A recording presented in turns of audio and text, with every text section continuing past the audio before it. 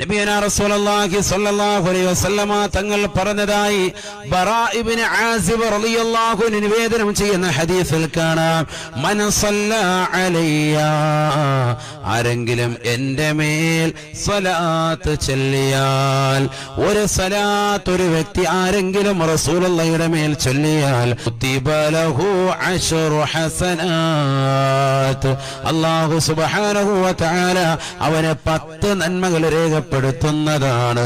വമുഹിയ അൻഹു ബിഹാ അശ്റു സയ്യിആത്ത്, അവൻ ചൊല്ലിയതാകുന്ന ഒരു സ്വലാത്തിന്റെ മഹിമ റസൂലുള്ളാഹി വിശദീകരിക്കുകയാണ്. 10 നന്മകൾ അവന്റെ അക്കൗണ്ടിലേക്ക് വരവെക്കുന്നു എന്ന് മാത്രമല്ല, അവൻ ചെയ്തു വെച്ചതാകുന്ന പാപങ്ങളുടെ 10 അല്ലാഹു മായ്ച്ചു കളയുന്നതാണ്. സ്വർഗത്തിലേക്കുള്ള പദവി അല്ലാഹു 10 ഉയർത്തി കൊടുക്കുന്നതാണ്.